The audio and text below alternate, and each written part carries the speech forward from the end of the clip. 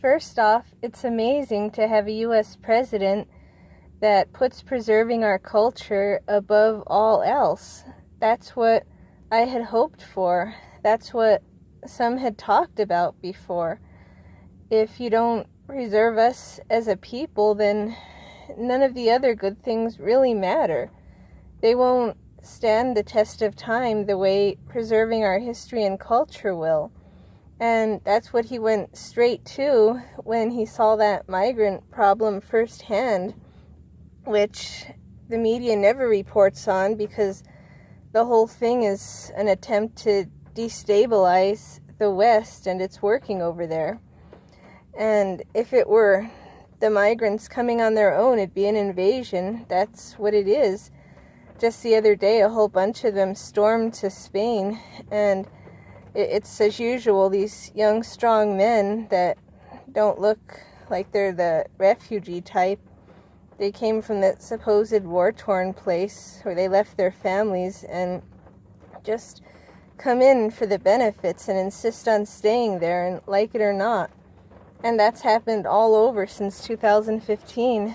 And he pointed out that this changed the culture, and in just that short time, I think it's irreparable.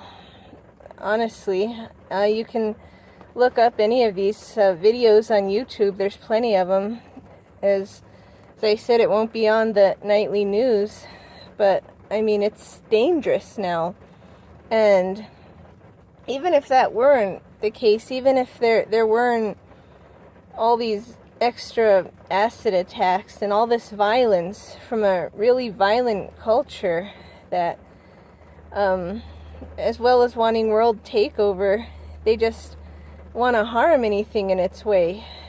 Just like they had an attack that got covered up in Canada last week. ISIS took responsibility for that, and law enforcement knew ahead of time that that Muslim was dangerous. They did nothing because they're just so politically correct, and that's what's happened in most of Western Europe. And Trump just pointed that out. And he said, well, that's what it's doing. He said, that's not what he wants to happen over here in America. And then he threw in, but we're far superior. And to have somebody just say that, and amidst all the criticism, to not back down, to not consider apologizing because there's nothing to apologize about. He just says it like it is. And that was it. And that's just amazing. And it's unexpected. It's just so refreshing that it can take anyone by surprise in a good way. Because it's just not what you're used to. It's just not what you think, what you're expecting to see. And that really, it sums it up good. That's what it is. And so that's why over here he's trying to stop this, seal the borders, and send the guards, do all that you can. Shut the government down, which would be a good thing. Do that until you can build the wall. I say just leave it shut until the wall's done. It's useless. It shows how good we can function on our own, and we prove that every time when there's a tragedy, and especially natural disasters like the hurricanes last summer. Just regular people were helping regular people in so many ways, so the government institutions had to get out of the way because we were already doing it. And so it's just not needed for those who aren't dependent on it, and it's good to get people off of it. So anyway, it looks like it could be more promising this time about it being shut down longer over this issue, because all these illegal aliens, which I never stopped calling them that, but apparently that's what their term is again, which is good. Sessions never stopped calling them that either, but now he's saying that's what it is. Not this politically correct, undocumented immigrant thing. That doesn't work. Try going to Mexico and just saying, well, I'm one of you guys, but I'm just undocumented. Their immigration program's good. It's something that we should take up here.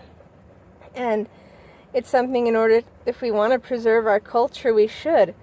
As these illegal aliens coming over, they're not coming over here because they like it. They're coming over here because they know they can get the benefits. They know they can get it easy. And so, in return, they vote for the people that hate our culture. They vote to take down all the history, to erase it, because they could care less, because it's not theirs. Most of us that are here, in some way, it's part of us. Some of it is, some more than others, depending partly on how long that our ancestry's been here, and just everyone has their history. But a lot of us feel the ties here. These aliens don't. That's what it is. And somewhere along the way, they coined that to be racist, to point that out. And it just isn't. You send someone from here to another part of the world, and it's different. They're not going to belong as much as the native people that are in that country either. That's just how it is.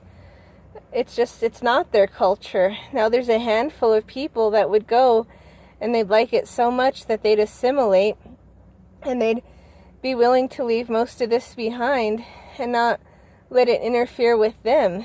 And I'm sure they'd be welcome with that. And that's what assimilation has always been here until now. It's discouraged.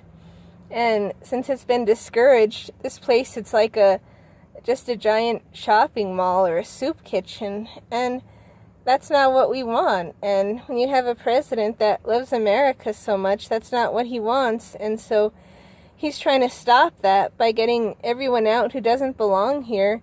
Everyone. You've already committed a crime if you're in here illegally. That's all that needs to happen for you to leave. And he's not letting any more in either. And if anyone does come in, which we don't need, he's making sure that they're compatible. And he's making sure that they can bring something to offer. We don't need those skilled workers. That people here can do that.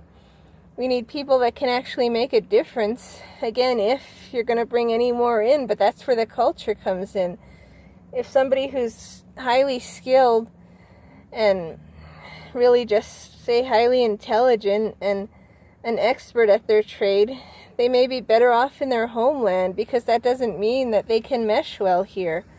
Just because they have good qualifications, they could still change the culture.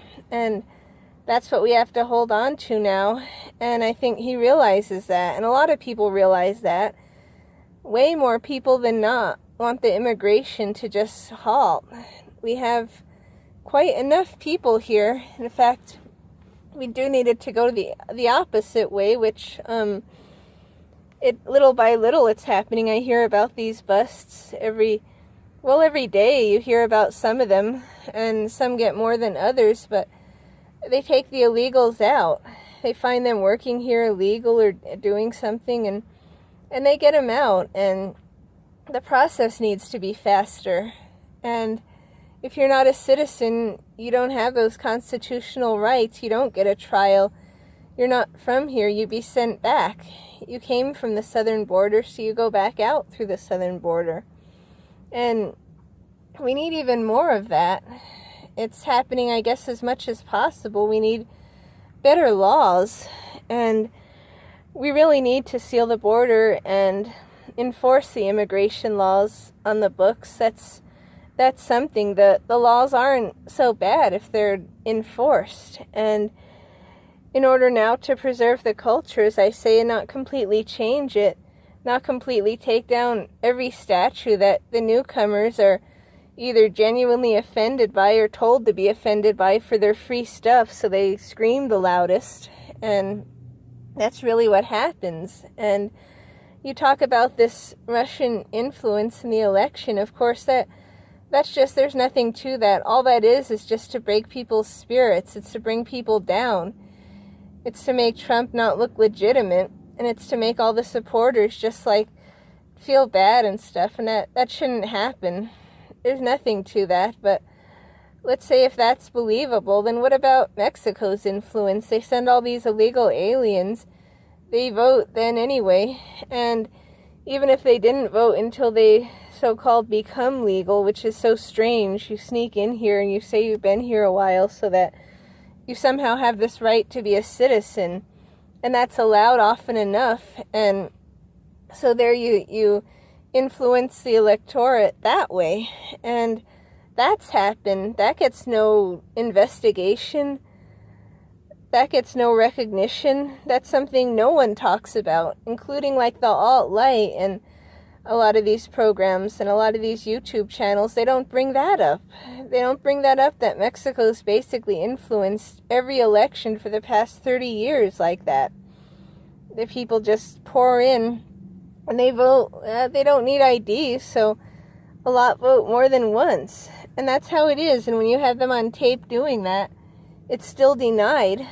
That's the only way that they win elections, is to deny stuff like that and to get all these newcomers to vote, because the ideas are so different, and the ideas are like a lot of ideas that they have in their country. Like when they elect a socialist president, and I mean that's just how countries want to run. And the thing is that they should just let them do that then, if that's what they want. Every country should have their own sovereignty and should run it their own way. It'd be nice if the world was as prosperous as possible, but it's also nice not to force your way on other people.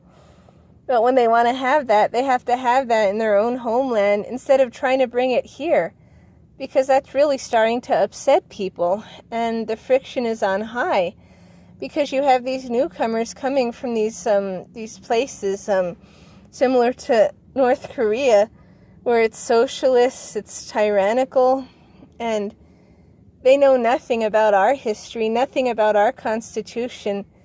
They could care less about it. In fact, they're told how horrible we are, so when they get here, they're already angry at us. So that's another, why are they here? Why do we let people that are so angry and that want our free stuff come in? I blame us really more than them doing it. They're going to do what you let them get away with.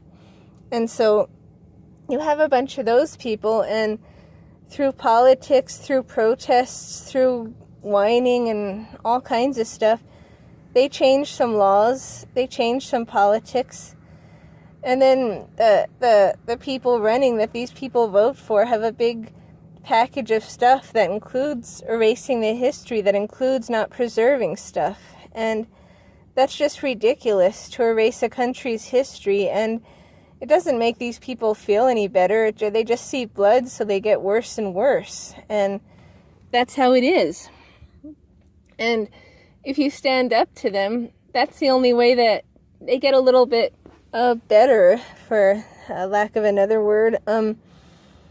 About a month ago, when politicians called on their Antifa gang to attack all the Trump supporters when they'd see us out, that calmed down some. Of course, they'd still like it, but they're saying it less. I think they saw that didn't go over too well. You stand up to them, you don't take it. And so it subsided a bit. So maybe at this time we don't need the martial law, I guess. Although I think this country needs a good dose of some more laws, some more authority, and allow all the police to do their job, to enforce the laws, and not have some be able to and tell some not to, and some to stand down, and let them do their job. We definitely need that. But there's been less nationwide fighting when you stand up to this. Just like on Twitter, when you stand up to that censorship, it's gotten a little better. It's gotten known, at least. It still isn't. Of course, they have one of the Never Trump people that are supposed to be monitoring it now. It's certainly far from being just like a fair, open site like it should be, and like you would think of a social media site where anyone can join and anyone can write anything. It's still far from that. But if you stand up to these people, it gets a lot better. They just have to be stood up to more. And that's what people have to realize. Those tolerant ones aren't very tolerant. So when you keep being tolerant of them, it's not going to work. They're just going to see it as weak, even though they're just so incredibly weak that they need all this legislation so their feelings don't get hurt. They're going to see that as weak if you give them an inch. And that's another thing. It seems like Trump's gotten even more authoritative, which is nice. He's gotten better. And it just, it does seem like he keeps outdoing himself, and it's amazing that it's been less than 2 years in, and he just does each time. You don't expect like that, like about talking about the culture, and he went for that rather than going for how much those migrants cost, which is plenty. They're there for the welfare, and a lot of places like Sweden, they raise the retirement age to 70 simply because of that. Because of these mass migrants, that's all. If it was just them alone, they could function well alone. But the UN convinced a lot of the Western European countries to take in a quota of migrants, and the US pulled out of that refugee program. And Hungary had pulled out of it a couple weeks ago, and they didn't take any anyway. Eastern Europe really didn't. And like Viktor Orban, he's the hope, he's the leader of that. And him with Trump together, that they're a real force of nature. It's powerful.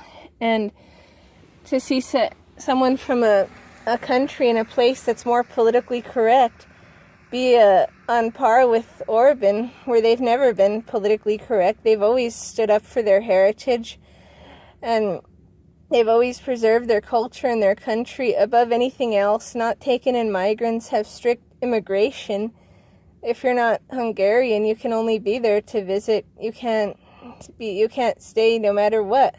And to see Trump be like that, on par, to see someone from a politically correct country be on par with that, that's something else. And I bet you that's a switch that nobody would have foresaw even 2 years ago in the summer.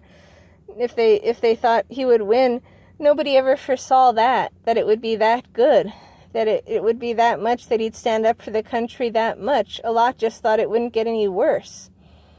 A lot just thought that he'd just like discontinue some things, but they just didn't see all that he would do, and it's just amazing.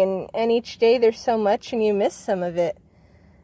He's just so busy. He gives so many speeches each day, usually 3 or 4 in different places, and that's in addition to doing everything else, which is it's fortunate that he really doesn't need any sleep. I mean, to only need 4 hours of sleep and be ready to go, to be able to do all that, that's something good. And to have a leader that can and has such desire and enjoys it so much. And I mean, he loves doing that so much, and he does it for free. He's like a volunteer president that went in to save it, to save all of us. And to see him on the world stage like that, and as he says, to see that in addition to all that more important stuff, to have him be up there saying that America's once again the economic envy of the world and the superpower of the world, that's just something else. It's something that people can get excited again about, having pride.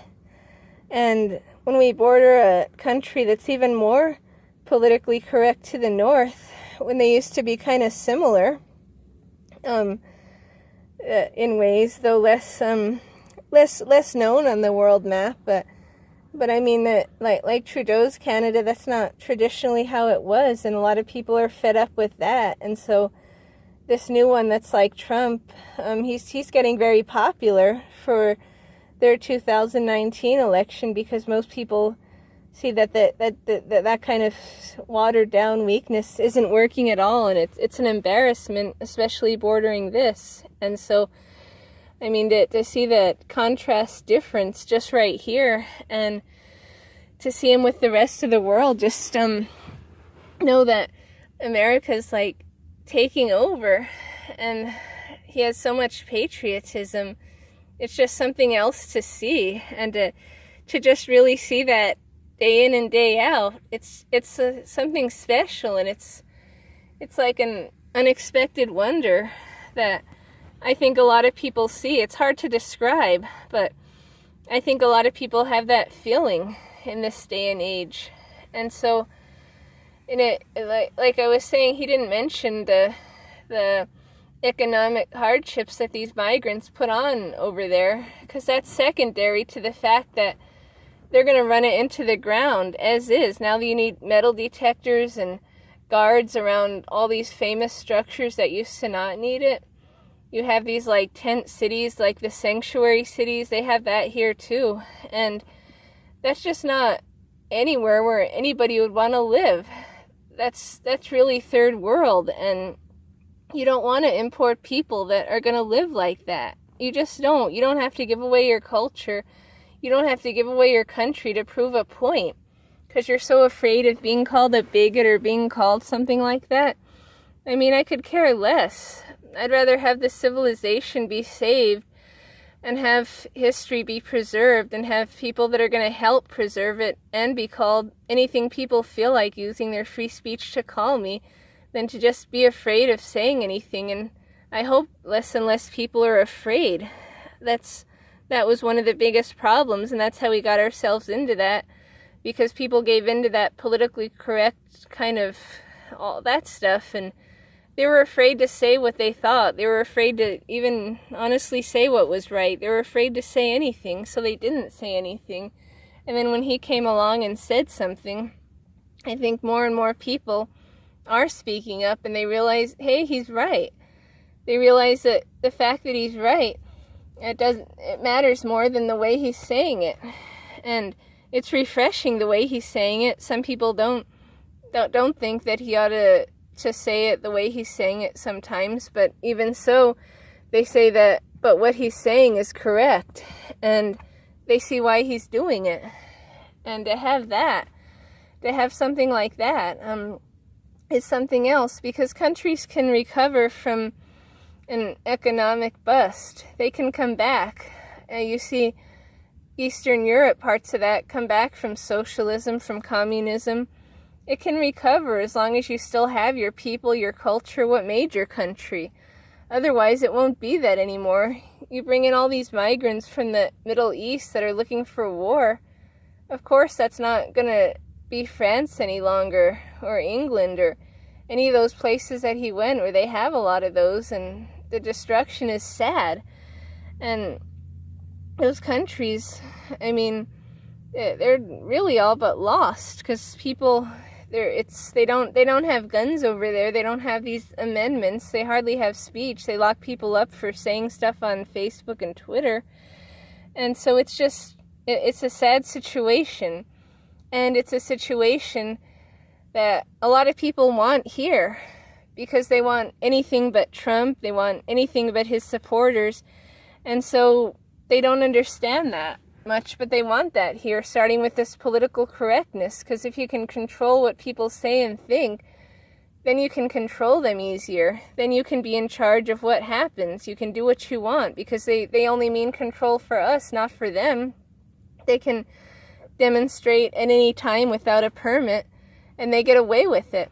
They have the media, everything, the culture on their side, and the culture really defines the country more than politics does, as we've seen for the past year and a half. When you have all the three branches with conservatives like Pence, but yet the culture is still this. You have to take that back in order to really take the country back. And I think that's what he's trying more, and that's what he was talking about when he was out in Europe, that any kind of course, as migrants don't bring any kind of help, and they don't help the economy, but regardless of that, you can recover from that. The U.S. has. People can do that, but you can't recover from an invasion. Sometimes you can. It can be too bad that you just can, and if you don't watch out, that's what's going to happen. And so apparently he must have canceled the refugee program right when he got in, because when I read that Hungary was the second one to cancel it, what the UN all wants us to have, the UN basically New World Order, and wants to destabilize prosperous countries. Soros is a big help with that. They want unrest. It's easier to control if there's unrest. If there's unrest, then they use that excuse to take away our rights, to control us. And we've been very resilient. I've noticed, I hardly want to say it, but there haven't been any cop shootings or any major riots this summer, for whatever reason that is. And we're very resilient with all this friction that's here. That's very understandable friction too, but we've held it together enough, and they hate that. They hate that we've held it together so much that they don't have any excuse to impose new laws, and they also hate that we'd stand up to those laws because it upsets us to have all these laws. That's not normal here, and that's not what this country was founded upon, and it upsets people that it upsets them, the globalists, that people are getting more in touch with the Constitution, with what the founders had in mind, and getting more back to those roots. And so, for those two reasons, it's harder to impose new laws. And each time they try this gun control stuff, that not only are more guns purchased and more interest in them, more memberships to NRA and Gun Owners of America, but and also more, like Illinois has a couple counties that they call them sanctuary cities for the guns, where they don't have to abide by these laws, which there shouldn't be any. We have the Second Amendment, which is clear. That's the law of the land. We don't need any more laws, any more restrictions on guns. It'd be safer if more people had one and learned how to do it, learned how to shoot and stuff, because then you never know. You could save a lot of people from some real, like, mad shooter that's going to get the gun illegally, because they do each time. When you look up what happened, it's always some kid steals guns illegally or something. It's never an NRA member, which shows because there's never been a shooting at any of the NRA forums when there's hundreds of thousands of people, and at least 100,000 in a room at a time, and people are loaded, and there's never been an incident. We know if there was, it'd be publicized till the end of time, and so we don't need laws against that. And the globalists are upset that we know we don't need that we see more of what's going on, and so they're trying to double down with their censorship on social media, but more and more people are really waking up. And there's all kinds of threats, of course, against our president. I mean, and there's so many things happening. The 4.1 GDP, and I mean, they talk about these liberals claim that they like the minorities so much, but he has the black unemployment the lowest ever, and not to mention, as I said, there's been not a major riot. You give them something to do, and they become more productive. They become better members of society in this country. That's sometimes all that's needed. It's a real simple solution. And another reason to get these illegal aliens out and back to their country so they don't compete and take their jobs. A lot of the minorities here don't want them here because they compete for their jobs more. And it's, again, too bad, but not everyone's American. The whole world isn't American. Just because you've heard of this country doesn't mean that you can have the benefits or that you're covered under the laws of it. It just doesn't. Not everyone's going to come here, of course, at all. And people seem to think anyone can, and they try to justify it in any way. But that's just not so. That's just, I mean, we don't need any right now. And the same goes with this trade and these tariffs. And it's good to put those tariffs on. And it's good to help the farmers here, like how he spoke to them again a couple weeks ago. And I mean, if anything, if we'll see how this goes, but if anything, the farmers should have a bailout if all those other ones can have a bailout. And this should help, though. But even more importantly is that this country, it's so diverse with its geography that we really don't need to trade. We can make everything here. And that's another thing that we're so fortunate about, probably because it's so big in size compared to other countries, but you can grow everything here. Every climate is here. So you can grow anything. You don't have to import any food. And we can drill oil. We can build steel. We can do all that here, grow cotton, and we used to make all the t-shirts. And last week he had a Made in America celebration where brought in somebody from each state who had a business or made stuff here with only here, didn't get any of it imported. And I mean, that's how it once was. That's not unheard of. Of course, we don't have to depend on any other country for anything. We can just make everything here. So if these tariffs weren't so, or if they didn't work out, or the countries didn't agree to them, there's just no need to trade. Just manufacture even more of it here. People would be glad to. They'd have pride in it and build more, just like more factories have been built.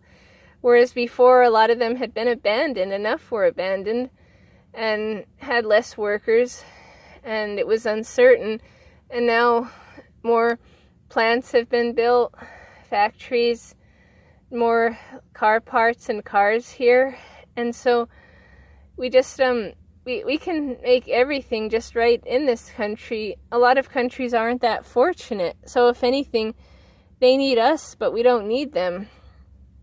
They need us because where a lot of people settled or originated, it doesn't have all this variety. It doesn't have these resources. It's the luck of the draw, and not everyone's entitled to them either. That just is how it is. And people don't realize that. And enough guilty people here, they're trying to give my country away because of their guilt, because they're so weak. And I can't stand people like that. Those kind of people bother me even more than the newcomers who are just coming here to exploit it. They're just doing what they get away with. And they still shouldn't. They do know better. But I blame the ones that welcome them in, knowing even how dangerous some of them are. I blame the ones that, like in Canada, that stand up for that Muslim attacker, that they knew ahead of time last week what he was like, and then now they're trying to ban guns. I didn't even know they had guns there to begin with anymore. I knew they originally did, but I guess they want to take what's left of them. Never mind looking into the migration problem. Never mind stopping their refugee program, realizing that that's the problem. If they hadn't have brought him in and just had Canadians, there wouldn't be a problem with the guns.